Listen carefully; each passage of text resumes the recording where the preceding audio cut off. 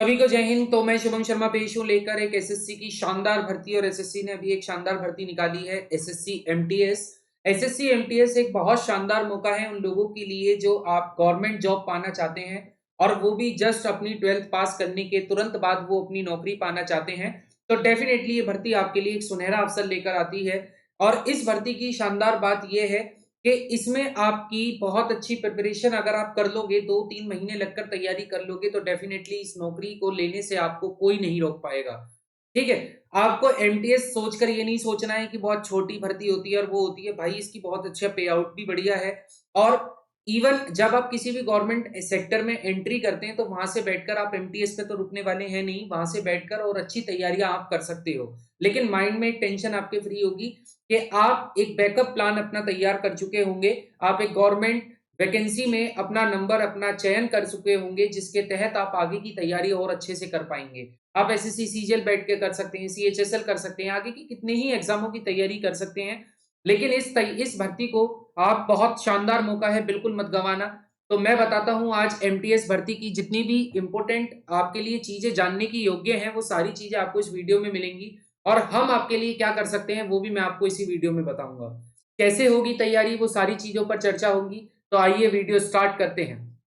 सबसे पहले बात करते हैं कि कितनी वैकेंसी आई है। तो टोटल 8000 प्लस वैकेंसी, यानी कि 8326 वैकेंसीज को यहां एसएससी ने ऑफिशियली अनाउंस किया है। जिसमें अगर मैं एमटीएस की बात करूं तो एमटीएस में 4887 वैकेंसी हैं। और अगर हम हवलदार की बात करें, जो आपके टैक्स डिपार्टमेंट में हवलदार होते हैं, अगर इनकी बात करें तो यहां पर इनकी वैकेंसी 3439 वैकेंसी आई है। बहुत अच्छा आंकड़ा है। बिल्कुल भी आप इसमें घबराने की कोशिश ना कीजिए। आपको सिर्फ अपनी एक वैकेंसी से मतलब होना चाहिए। आपके पास एक सुनहरा मौका आया है अपनी तैयारी को करने का। ठीक है? और आप अभी उस एज में हैं, आप अभी उस स्टेज में हैं जहां प्रिपरेशन बहुत अच्छे से कर सकते हैं। तो आपको ये तैयारी बिल्कुल बहुत अच्छे से करनी है। 8000 प्लस वैकेंसी आपकी आई है। एमटीएस की 4887 और हवलदार की 3439 वैकेंसी यहाँ पर रिलीज की गई है। बात करें क्वालिफिकेशन की, तो इसमें क्या क्या क्वालिफिकेशन मांगी गई है। अगर हम एमटीएस की बात करें, पहले मैं आपको बता दूं, एमटीएस अगर जो पहली बार इस भर्ती में बैठने जा रहे हैं, तो एमटीएस का मतलब होता है मल्टीटास्किंग स्टाफ। मल्टीटास्किंग स्टाफ का जो काम होता है वो कुछ वैसा ही काम होता है जैसा आपने देखा होगा, जो ऑफिस में फाइल्स को इधर से उधर रखना, ठीक है, या किसी चीज को इधर से उधर करना, या फिर किसी ऑफिसर्स के अंडर काम करना। ये सारे काम मल्टीटास्किंग स्टाफ में आपको देखने को मिलते हैं। इसमें भी वेरियस डिपार्टमेंट हैं। आप जिस डिपार्टमेंट में जाते हैं उस तरह का आपकी जो काम की शैली है वो उसी तरह की उस पर डिपेंड करती है। नौकरी सरकारी रहने वाली है, ये बात पक्की है। ठीक है? बात करें एमटीएस में अगर क्वालिफिकेशन की, तो केवल आप 10वीं पास होनी चाहिए। भले ही आप किसी भी बोर्ड से 10वीं कर रखी हो, आप सीबीएसई बोर्ड से हो, आईसीएसई बोर्ड से हो, यूपी से हो, बिहार से हो, राजस्थान से हो, हरियाणा से हो, किसी भी बोर्ड से हो, सिर्फ 10वीं पास आपकी योग्यता होनी चाहिए। जबकि हवलदार में आपको कुछ फिजिकल स्टैंडर्ड भी यहाँ पर प्राप्त करने हैं। जैसे अगर मैं बात करूं तो एक तो आपको 10th तो पास होना ही होना है। दूसरी बात, आपको यहाँ पर वॉकिंग करनी है, यानी कि आपको चलना है 15 मिनट के अंदर 1600 मीटर मेल्स को चलना है, जबकि 20 मिनट के अंदर 1 किलोमीटर चलना है फीमेल को। ठीक है? 1 किलोमीटर का मतलब अगर हम करें तो 1000 मीटर चलना होगा फीमेल को, जिसके लिए उन्हें 20 मिनट मिलेंगी। जबकि मेल को 1600 मीटर चलना होगा, जिसके लिए उन्हें 15 मिनट मिलेंगे। अगर हम हाइट स्टैंडर्ड की बात करें तो हाइट स्टैंडर्ड में मेल की हाइट होनी चाहिए 157.5 सेंटीमीटर, और फीमेल की हाइट होनी चाहिए 152 सेंटीमीटर। अगर हम चेस्ट की बात करें तो चेस्ट सिर्फ मेल की बात करेंगे, क्योंकि फीमेल में कोई चेस्ट का मेजरमेंट नहीं है। यहाँ पर आपको मेल का चेस्ट का मेजरमेंट होना चाहिए 5 सेंटीमीटर का एक्सपेंशन होनी चाहिए, मिनिमम 81, और उसके बाद जो भी 5 सेंटीमीटर का फुलाव आपके अंदर आना चाहिए। अगर आप हवलदार के लिए, एमटीएस के लिए सिर्फ आप 10वीं पास होनी चाहिए। ठीक है? इसके बाद बात करें एज की, तो अगर हम एमटीएस के लिए बात करें तो एमटीएस में आपकी जो एज होनी चाहिए वो मिनिमम 18 और मैक्सिमम 25 होनी चाहिए। मैं बात कर रहा हूं जनरल की, इसकी बात कर रहा हूं, जनरल की बात कर रहा हूं। बाकी इससे आपको पता है, बाकी ऊपर जो होंगे उन सभी का उसी हिसाब से एज रिलैक्सेशन इसमें मिलेगा। ठीक है? जैसे 5 साल आपको एससी एसटी में मिलेगा, 3 साल आपको ओबीसी में मिलेगा, इस तरह का एज रिलैक्सेशन बाकी सबको मिल जाएगा। बात करें इसके बाद अगर हवलदार की पोस्ट के लिए, तो हवलदार पोस्ट के लिए आपका जो मिनिमम एज होना चाहिए, वो 18 होना चाहिए, और जो मैक्सिमम होना चाहिए वो 27 होना चाहिए। इसलिए मैंने बोला था कि आपका 12th पास अगर आपने कर ली है तो बहुत शानदार मौका है, क्योंकि 12वीं पास करके आप 18 की एज पूरी कर चुके होते हैं। 10वीं पास आप करेंगे ही करेंगे जब भी आप 12वीं पास करेंगे। तो इसलिए बहुत शानदार मौका है, पहले ही एक चांस मिल जाता है जिसमें आप एक ऐसी भर्ती में आ जाते हैं, एक ऐसी वैकेंसी प्राप्त कर लेते हैं जिसमें आप पहले ही साल में पहली ही वैकेंसी में आप सीधा गवर्नमेंट सर्वेंट बन जाते हैं। तो बहुत बेहतरीन ये आपकी जॉब रहने वाली है। बात बात करें अगर इसका सिलेक्शन प्रोसेस क्या है, तो देखो इसमें सबसे पहले आपका कंप्यूटर बेस्ड टेस्ट होगा। इससे पहले जो पैटर्न था वो पैटर्न कुछ अलग हुआ करता था, लेकिन इस बार ये पैटर्न चेंज हो चुका है। और अब जो आपका क्वेश्चन पेपर आएगा, जो आपका सीबीटी यानी कि कंप्यूटर बेस्ड टेस्ट होगा, ये पूरा का पूरा ऑनलाइन टेस्ट होगा। ठीक है, आपको कंप्यूटर के ऊपर पूरी स्क्रीन के ऊपर क्वेश्चन दिखेंगे, वहां पर आपको क्लिक करना होगा सही आंसर, और जो आपको छोड़ना है उसको आप छोड़ेंगे, जो लगाने हैं वो आप लगाएंगे। ठीक है, इसके बाद बात करें तो इस पूरे पेपर को, इस सीबीटी को 2 सेशन में बांटा गया है। अगर हम सेशन 1 की बात करें तो सेशन 1 में आपका पहला पेपर आएगा मैथ का, यानी कि अर्थमेटिक मैथ, जिसमें न्यूमेरिकल एंड मैथमेटिकल एबिलिटी की बात करते हैं। तो नंबर ऑफ क्वेश्चंस की अगर मैं बात करूं तो मैथ के 20 क्वेश्चन आएंगे जो 60 नंबर के होंगे। कितने नंबर के होंगे? 60 नंबर के आपके 20 क्वेश्चन आएंगे। ठीक है, और वहीं इसी में दूसरे पार्ट में रीजनिंग आएगी जिसमें 20 क्वेश्चन होंगे, वो भी 60 नंबर के होंगे। यानी कि आप कह सकते हैं कि सेशन 1 में टोटल 40 क्वेश्चन होंगे, जिसके लिए आपको कितना टाइम मिलेगा? तो याद रखिएगा सिर्फ 45 मिनट आपको मिलेंगे। यानी कि क्वेश्चन है ज्यादा, समय है कम, इसलिए बहुत अच्छे से प्रिपरेशन करनी है। 60 मिनट मिलेंगे। जो डिसेबल व्यक्ति हैं उनको 60 मिनट दिए जाएंगे। बाकी एसएससी ने जो भी स्टैंडर्ड सेट कर रखे हैं उनके लिए 60 मिनट होंगे, लेकिन बाकी सबके लिए 45 मिनट्स रहने वाले हैं, और टोटल आपके 40 क्वेश्चन रहने वाले हैं। और ये 40 क्वेश्चन 120 नंबर के होंगे, यानी कि हर एक क्वेश्चन 3 नंबर का होगा। ठीक है, इसके बाद अगर हम सेशन 2 की बात करें, जैसे ही सेशन 1 आपका ओवर होगा तुरंत सेशन 2 आपका ओपन होगा, और इस सेशन 2 में आपके 2 और नए पार्ट आएंगे, जिसमें एक आपका जनरल अवेयरनेस होगा और एक आपका इंग्लिश होगा। अगर मैं जनरल अवेयरनेस की बात करूं तो जनरल अवेयरनेस के आपको यहाँ पर 25 क्वेश्चन देखने को मिलेंगे जो 75 नंबर के होंगे, और इंग्लिश में भी आपको 25 क्वेश्चन देखने को मिलेंगे जो 75 नंबर के होंगे। यानी कि आपको यहाँ सेशन 2 में टोटल 50 क्वेश्चन देखने को मिलेंगे, और इन 50 क्वेश्चन के जो मार्क्स होंगे वो आपके 150 मार्क्स होंगे। कितने मार्क्स होंगे? 150 मार्क्स होंगे, जिसके लिए आपको 45 मिनट दिए जाएंगे। ठीक है, यहाँ पर आपके पास सफिशिएंट टाइम है, आपके पास क्वेश्चंस अटेम्प्ट करने के लिए सफिशिएंट टाइम होगा। 50 क्वेश्चन 45 मिनट कोई बड़ी बात नहीं है, लेकिन न्यूमेरिकल एबिलिटी और रीजनिंग में बहुत अच्छी आप प्रिपरेशन करिएगा, क्योंकि वहां 40 क्वेश्चन है और 45 मिनट आपको दिए जाएंगे। और यही 2 ऐसे सेक्शन हैं जिसमें आप 100% स्कोर करेंगे। अगर आपने इसमें 100% स्कोर कर लिया तो डेफिनेटली आपके नंबर ऑफ चांसेस इस भर्ती में प्राप्त होने के बहुत ज्यादा बढ़ जाने वाले हैं। ठीक है, तो ये इस तरह का पैटर्न रहने वाला है। 2 सेशन में पेपर होना है, एक ही दिन पेपर होना है। ठीक है, इसलिए ये 2 सेशन आपके होंगे। पहले सेशन में मैथ और रीजनिंग, दूसरे सेशन में जनरल अवेयरनेस, जिसमें आपकी हिस्ट्री, पॉलिटी, आपका economics, current affair, current events, इस तरह के सारे सब्जेक्ट आपको देखने को मिलेंगे। प्लस आपको इंग्लिश लैंग्वेज का पेपर देखने को, जो एसएससी के हर एक एग्जाम में आपको मिलता ही है। ठीक है, बात करें सीबीटी के सिलेबस की, तो बिल्कुल मैथ का वही सिलेबस रहने वाला है। जैसे आप देख सकते हैं, नंबर सिस्टम आपका रहेगा, LCM and HCF, decimal and fraction, अगर relationship between numbers, arithmetic operation जैसे plus minus divide multiply, BODMAS. ठीक है, परसेंटेज होगा, रेशियो एंड प्रोपोर्शन होगा, वर्क एंड टाइम होगा, इनवर्स प्रोपोर्शन होंगे, एवरेज होगा, सिंपल इंटरेस्ट होगा, profit and loss, discount, area. यानी कि जितने भी अर्थमेटिक के आपके चैप्टर्स होते हैं वो सारे चैप्टर्स आपको देखने को यहाँ पर मिलेंगे, और लाइंस एंड एंगल्स भी यहाँ पर लिखा हुआ है, तो उसके लिए भी आपको प्रिपरेशन करनी ही पड़ेगी। ठीक है, बहुत बेसिक आपका आएगा, कोई इशू नहीं आने वाला। रीजनिंग की बात करें तो रीजनिंग में ऑलमोस्ट जितने टॉपिक आप जानते हैं वो सारे टॉपिक्स आपको यहाँ देखने के मिलेंगे। अल्फा न्यूमेरिक सीरीज आपको देखने को मिलेगी, कोडिंग डिकोडिंग मिलेगी। ठीक है, डायरेक्शन वाले क्वेश्चन होंगे, सिमिलैरिटी के होंगे, जंबलिंग होगी, प्रॉब्लम सॉल्विंग होंगे। ठीक है, और नॉन वर्बल रीजनिंग में जैसे कि आपका कैलेंडर, क्लॉक, इन सब के कैलकुलेशन वाले क्वेश्चन आपको देखने को मिलने वाले हैं। जनरल अवेयरनेस की बात करूं तो जनरल अवेयरनेस में अगेन आपने जो 10वीं तक के आपके एसएसटी के सब्जेक्ट पढ़े थे, history, geography, art, culture, civics, economics, वो भी होंगे, और प्लस इसमें करंट इवेंट्स भी आपका जुड़ा हुआ होगा। ऐसे ही इंग्लिश लैंग्वेज की बात करें तो इंग्लिश लैंग्वेज में आपके एरर, वोकेबलरी, आपका पैराग्राफ, उसके आधार पर पूछे गए क्वेश्चन, सिनोनियम, एंटोनियम्स, ठीक है, वन वर्ड सब्स्टिट्यूशन, ईडियम्स, ये सारी चीजें आपको इंग्लिश में मिलने वाली हैं। पेपर आप दोनों लैंग्वेज में अटेम्प्ट कर सकते हो, वेदर आप इंग्लिश में करो या हिंदी में करो, लेकिन इंग्लिश वाला सेक्शन सिर्फ इंग्लिश में ही ओपन होगा। ठीक है, बात करें इसके बाद, अगर हम बात करें केवल हवलदार वाली पोस्ट के लिए, क्योंकि एमटीएस में तो सिर्फ और सिर्फ आपका सीबीटी होना है, लेकिन हवलदार वाली पोस्ट में आपका फिजिकल भी होना है। सबसे पहले आपका फिजिकल इफिशिएंसी टेस्ट होगा। जैसे आप सीबीटी को क्वालिफाई करते हैं उसके बाद आपको फिजिकल इफिशिएंसी टेस्ट के लिए बुलाया जाएगा। फिजिकल इफिशिएंसी टेस्ट की अगर मैं बात करूं तो यहाँ पर वही जो हमने बताया था कि मेल और फीमेल, यहाँ पे फीमेल नहीं, मेल को वॉकिंग करनी है 1600 मीटर 15 मिनट में, जबकि फीमेल को वॉकिंग करनी है कितनी?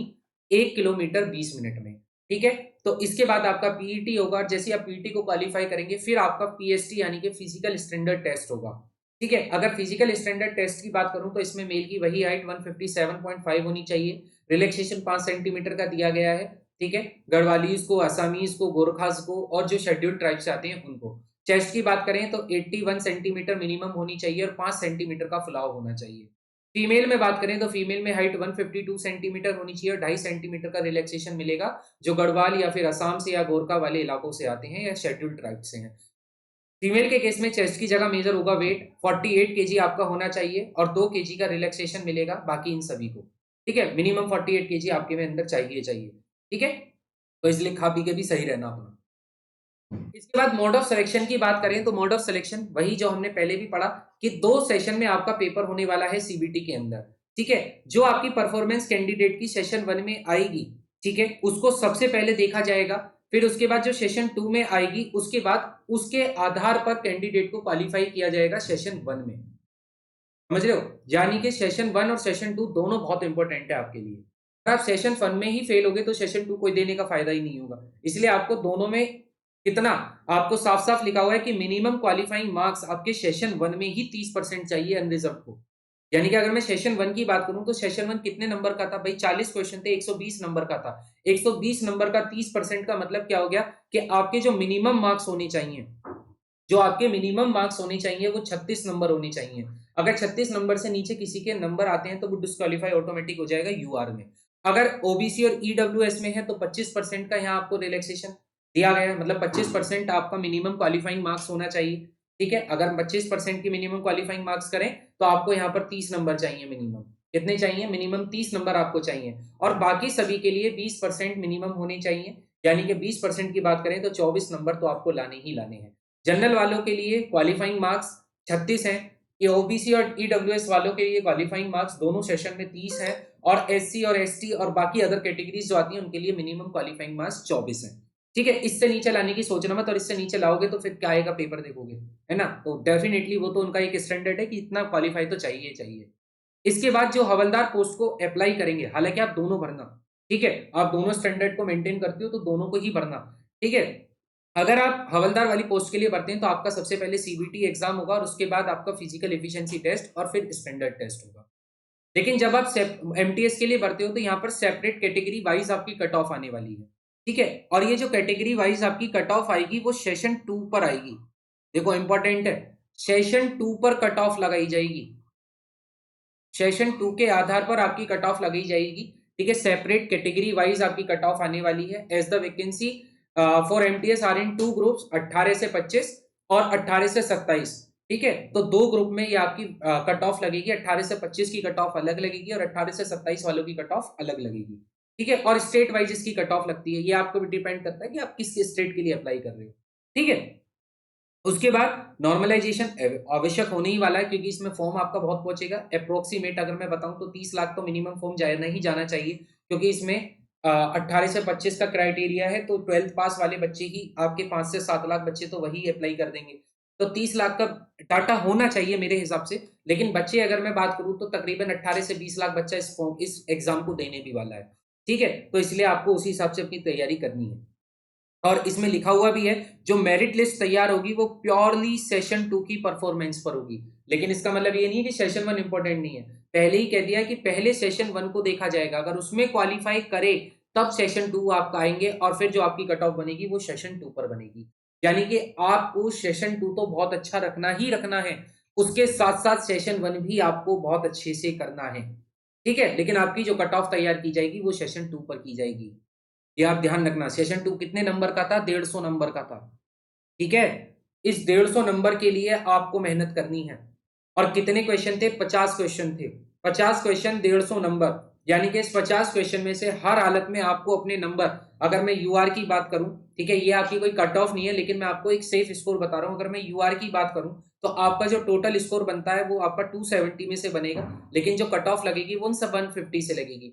अगर मैं केवल इस 150 मार्क्स की बात करूं तो इस 150 मार्क्स में से आपके 140 के नंबर होने ही चाहिए। आप इतना क्राइटेरिया लेके चलोगे तब इसके आसपास आप कहीं आओगे। अगर आप सोचोगे कि कट ऑफ इतनी ऊंची थोड़ी लगेगी, कट ऑफ तो 120 130, तो कट ऑफ आप अभी डिसाइड कर भी नहीं सकते। वो डिपेंड करता है नंबर ऑफ कैंडिडेट्स पर, ठीक है, और नंबर ऑफ शिफ्ट पर और नॉर्मलाइजेशन पे। बहुत सारे फैक्टर्स होते हैं जो कट ऑफ को डिसाइड करेंगे, इसलिए कट ऑफ नहीं, सेफ स्कोर लेकर चलो अभी फिलहाल, ठीक है। इसके बाद अगर हम बात करें तो हम आपकी क्या हेल्प कर सकते हैं, तो देखो मैं आपके लिए लेकर आ रहा हूँ एसएससी एमटीएस स्पेशल बैच, ठीक है। इस बैच की खासियत क्या है कि इस बैच में मैं आपको चारों सब्जेक्ट की तैयारी करवाने वाला हूं, जिसमें मेन फोकस मेरा जीएस और इंग्लिश पर रहेगा, क्योंकि सेशन 2 आपका बहुत महत्वपूर्ण आपका सेशन है, जो आपके चयन को डिसाइड करेगा। इसलिए मैथ और रीजनिंग की क्लासेस आपको इसके साथ मिलेंगी, जीएस मिलेगा, इंग्लिश मिलेगा। नए पैटर्न पर आधारित ये पूरा आपका बैच रहने वाला है। बैच की फीस बड़ी मामूली सी रखी गई है, सिर्फ 299 आपके बैच की फीस होगी, जिसमें आपको एमटीएस की पूर्ण तरह से तैयारी करवाई जाएगी। वैलिडिटी की बात करूं तो टिल एग्जाम इसकी वैलिडिटी रहने वाली है। लाइव और रिकॉर्डेड दोनों क्लासेस आपको यहाँ देखने को मिलेंगी, ठीक है। रिकॉर्डेड क्लासेस इसलिए क्योंकि जब आपको रिकॉर्डेड क्लासेस मिलती हैं तो आप एक दिन में एक से ज्यादा क्लासेस को देख सकते हैं। लाइव में आप सिर्फ एक क्लास के लिए बाउंड हो जाएंगे, लेकिन रिकॉर्डेड क्लास में आप एक से ज्यादा क्लासेस को एक ही दिन में खत्म कर सकते हो, क्योंकि आपको अपनी प्रिपरेशन भी करनी है, प्लस आपको मॉक टेस्ट भी लगाना है, ठीक है। ये दोनों की दोनों तैयारियां आपको करनी है। और टाइम की मैं बात करूं तो भैया अक्टूबर से लेकर नवंबर, यानी कि अक्टूबर के लास्ट वीक और नवंबर के फर्स्ट वीक में आपका एग्जाम हो जाएगा। तो आप लगा लो आपके पास कितना महीना है, आपके पास हार्डली सिर्फ 3 महीने हैं, जुलाई अगस्त सितंबर अक्टूबर को तो आप काउंट ही मत करो। तो इस 3 महीने में तैयारी करनी है, और अक्टूबर के जितने दिन आपको मिलेंगे आपको मॉक टेस्ट दबा के लगा देने, ठीक है। इसलिए बैच की फीस 299 है, और बैच आपका स्टार्ट हो जाएगा ये 8 जुलाई से।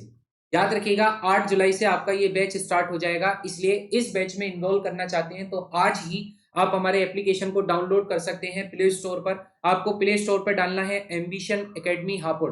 जैसे आप प्ले स्टोर पर एम्बिशन एकेडमी हापुड़ डालेंगे तो कुछ इस तरह का आपको इंटरफेस देखने को मिलेगा, ठीक है। इस एप्लीकेशन को आप डाउनलोड कर लेंगे। डाउनलोड करने के बाद आपको वहां पर जितने भी बैचेस इस समय चल रहे हैं वो बैचेस आपको देखने को मिलेंगे। इन बैचेस के अंदर डेमो सेशंस भी डाले हुए हैं जिन्हें आप देख सकते हैं। अगर आप केवल मैथ की तैयारी करना चाहते हैं तो मैथ फाउंडेशन बैच हैगा, रीजनिंग की तैयारी करना चाहते हैं रीजनिंग फाउंडेशन बैच भी हैगा, और आरपीएफ का जो वर्दी वाला बैच है वो हमारा बैच तो चल ही रहा है। अगर आप इस बैच में इनरोल करना चाहते हैं तो इस बैच में भी आप इनरोल कर सकते हैं। इसमें इस वक्त स्पेशल डिस्काउंट है। ये बैच आपको 200 रुपए ऑफ करने के बाद 499 का मिलेगा, जिसमें आपको आरपीएफ के एसआई और कांस्टेबल दोनों की तैयारी करवाई जा रही है। तो आई होप आपके लिए ये वीडियो बहुत बेनिफिशियल रहेगा, और मैंने बहुत अच्छे तरीके से आपको समझाने की कोशिश की है। आप बहुत अच्छे से तैयारी कीजिएगा। कोई भी दिक्कत, कोई भी परेशानी आती है कमेंट सेक्शन में डाल दीजिएगा। किसी भी तरह का आपका कोई भी डाउट है तो आप कमेंट सेक्शन में पूछ सकते हैं। मिलते हैं नेक्स्ट वीडियो में नेक्स्ट टॉपिक के साथ। तब तक के लिए जय हिंद, जय भारत। ध्यान रखें अपना, और ये भर्ती आपकी होगी, ये मेरा पक्का विश्वास है।